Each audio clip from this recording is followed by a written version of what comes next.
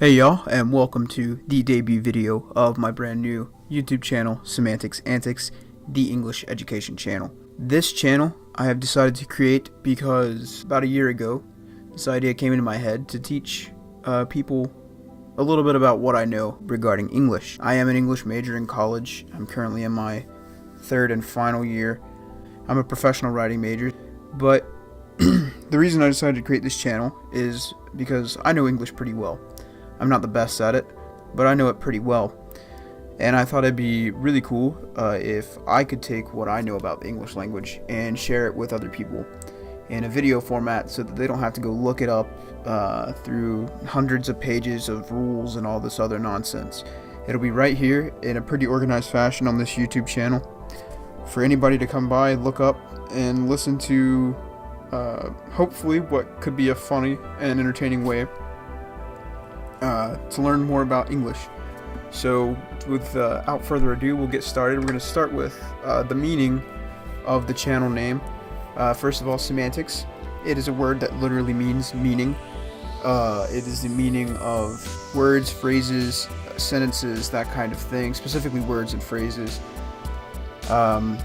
It was originally a French word. I don't know how to pronounce the French word. I don't know anything about French other than I hate the language because it ruins how to say and spell every English word that came from it. But it originally was used to describe the psychology of language.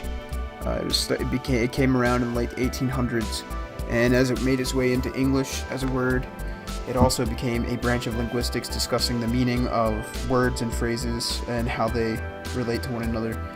But in this case, I'm using it just as meaning because we're going to be going over the meaning of words, stuff like that. Hopefully, I'll be doing it in a bit of a humorous way. So the second part of the name of the channel is Antics. And obviously Antics means something that is outrageous, foolish, or humorous, kind of like Mr. Neymar Jr.'s dives in soccer. The man is horrible for it. But I hope to be able to bring some puns and memes and kind of absurd things into this so that I can make learning English a little bit more fun for people.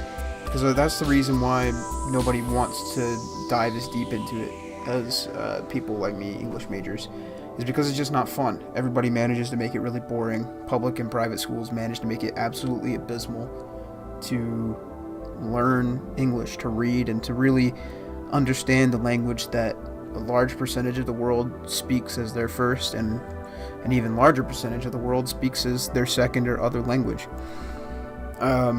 So like I said earlier, the goals of this channel are just to teach people English, whether that be the common rules in pronunciation or the tiniest of discrepancies between your APA and MLA style guides for writing research papers. I'm here to basically kind of be the researcher and the deliverer, so whatever people want to know, I will basically provide that information. If I don't know it myself, I will look it up and provide it in a video. I hope to make learning this a little more fun. Like I said, everybody hates learning English because it sucks, and everybody is horrible about teaching it. So I hope to make this a little bit more fun and provide real-world examples, stuff that you're going to use every day, not those ridiculously complicated examples that they give you in textbooks. Because whoever wrote textbooks is a 50-year-old who has been learning, who's known stuff like this for so long that they don't have a clue how to teach it. I'm still kind of in that area where I remember a little bit how I learned all this stuff, and even today I'm still learning, so I can kind of go through that and provide examples that are going to be useful in everyday life. I also hope to help English as second language learners understand some of intricacies of what I consider the hardest second language to learn. I know there are some very hard languages out there, obviously. I'm in the process of learning Japanese myself, but really when it comes down to it, English is so difficult to learn because it's an amalgamation of so many different languages that it doesn't even follow its own rules like other languages do. So that's why I consider the hardest second language to learn. So a couple things we're going to cover. Obviously, we're going to be covering grammar, how sentences are structured, the difference between a lot with a space in between the a and lot, and why it's not a lot without a space, as you can see in the bottom left hand corner. or how you use certain verbs to be verbs, like in the meme in the right hand corner. Which words are used where, common stuff like that, parts of speech, the difference between a gerund and a participle, and then common mistakes in sentence and idea formation, just things that people tend to make from the very beginning that are never properly corrected. Also, spelling and pronunciation. I'm big on spelling myself. That was the one thing that I could always do as a kid, was spell words. So I'll be going over some rules to remember on how to spell words as far as we can do. Obviously, there are words like phlegm that really ruin that for us, because we end up taking words from so many different languages that follow completely different rules that the rules don't really work in English, but there are some that do work for the most part, and I'll be going over those. How to say complicated or often misspoken words. This is specifically for people who are learning this as a second language, really. So like the words rough, through, and cough. Obviously those are almost all the same. They look like they ought to be pronounced the same, but we obviously pronounce them differently, and there is a reason for that. So I'll be going over stuff like that, how to pronounce those words.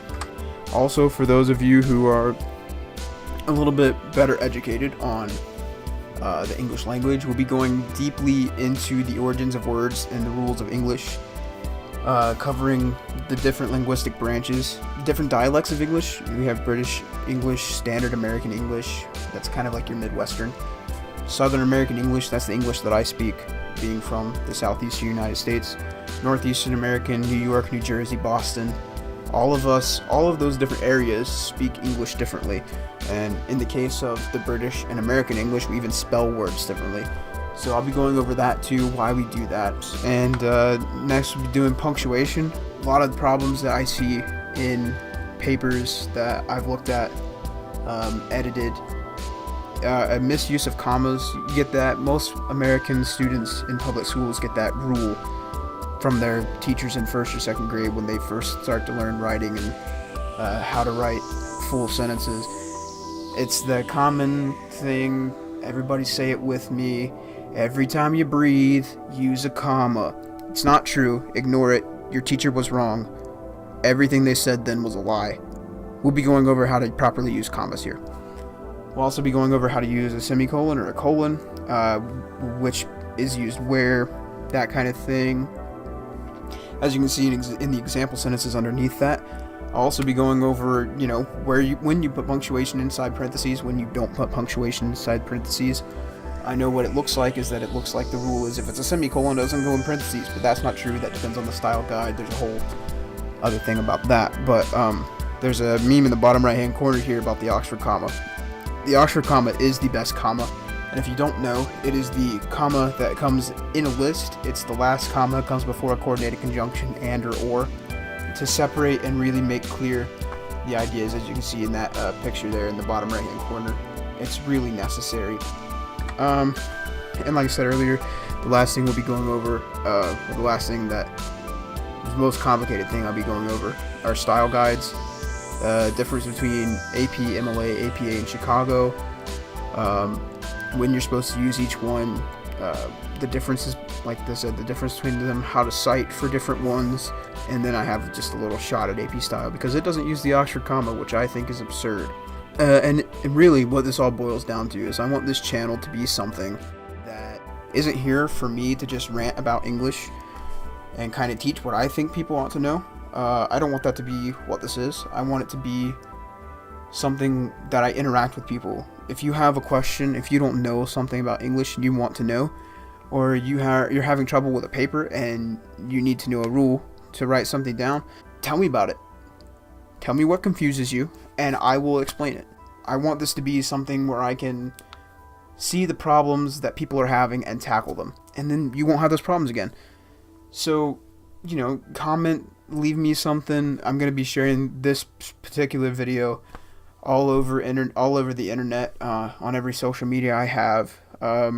If you happen to come across this video, comment something down below that you don't understand, and I will make a video on it and hopefully teach you a thing or two about it. That way we all come out of this a little more knowledgeable, because that's really, like I said, that's the goal of this, is I want people to learn about my passion, and my passion is English. I love the language to death. It's my favorite thing in the world. It's why I'm here studying English as a college major. But yeah, that's what I want this to be. I want this to be me answering your questions and helping you get better at English. So do me a favor, subscribe to the channel so that you'll be able to see all the videos, and leave a comment down below letting me know something that you don't know, and I will make a video about it. And that's going to be all for me. I'll catch y'all next time.